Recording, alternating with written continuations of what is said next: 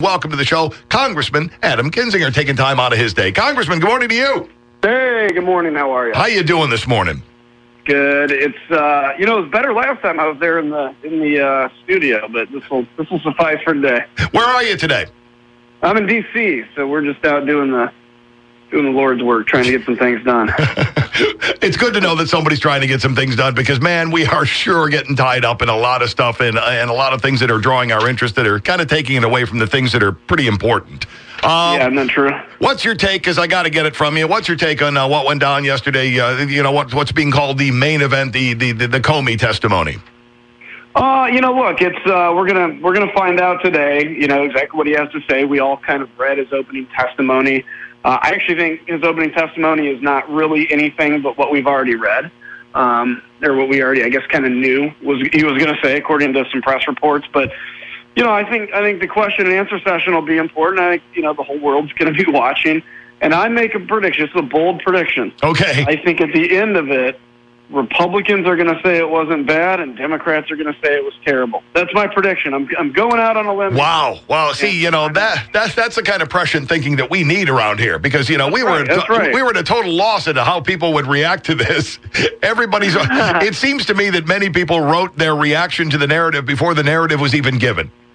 Yeah, I think that's the case. And, look, I think this testimony needs to happen. I think people need answers. I think if there was anything untoward anywhere in the administration, we need to know. I mean, this is how we hold leaders accountable. At the same time, the Democrats really do run a risk here, and it's a significant risk, that they have been making this a massively huge deal.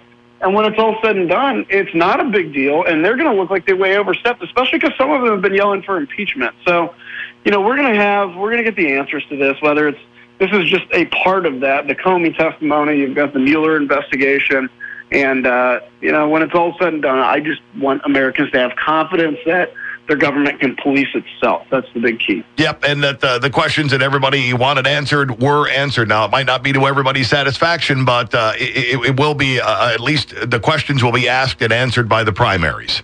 Yeah, that's right. That's what we need. Now, the other thing, foreign affairs and all that I know are very big with you, which is why I thought of you this morning and that you being on the show when I see North Korea firing multiple ballistic missiles off their coast again. Is this a group that's just not getting the message? Is this blustering? Is this leading towards something? And where are we going with this? Well, I mean, I guess a lot of the where are we going is up to North Korea. We have a red line that says you will not have a nuclear warhead tied to a long-range intercontinental ballistic missile that can hit us. It's unacceptable. And North Korea needs to understand that it's serious, that we're serious. It's making a decision right now, I think, because they're hoping that at the end of the day, the U.S. backs down, that we give concessions, something like that. But I think we need to make it clear that won't happen. We're willing at the right time to talk to North Korea. This time is not the right time, but we're willing to do that.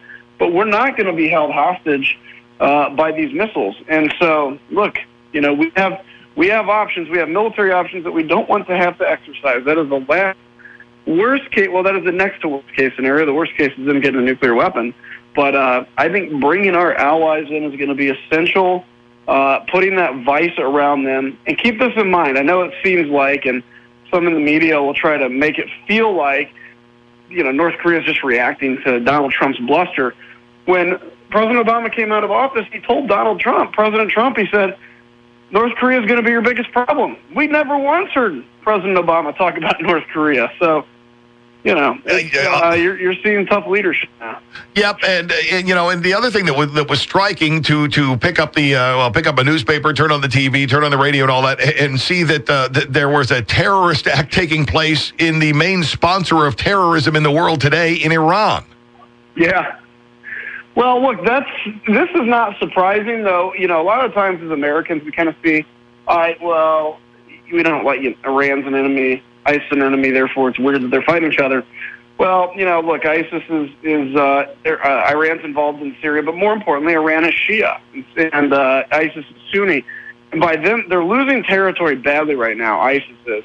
And so by them reaching out and striking, a predominantly Shia area, their hope is to create dissension and recruit people, because right now, the recruiting wells are drying up because this caliphate that they have foretold they are the leader of is obviously not the case because they're getting their butts kicked and losing territory. So this is just trying to stir up more dissension, and they're right now in a very desperate place. Speaking of being in a desperate place, you look over to some of the things that our friends in Britain have been going through over the past month or so, and now we're looking at the election. You got any prediction on how this is going to turn out? On which election now? British. Theresa May gonna hold her spot. Yeah. You got Jeremy Corbyn going to step in. What's going to happen? Well, look, the recent polls show a surge for the Conservatives. So this was, as somebody that personally, I have met Theresa May when she came and spoke to our Republican retreat, and I consider her like a British Ronald Reagan or like a Margaret Thatcher again. I really hope she wins, personally. I know it was pretty close at one point, but then with these, I think after these terrorist attacks, I've seen polling that show the Conservatives surging again. Britain, England's going to have the same issue that, frankly, every election around the world has, which is there's just people are upset and they want who's not there. And even when you get elected and 6 months later decide to hold snap elections, you're at risk. But I think if I had to bet today, I'd bet that May holds on and Brexit continues.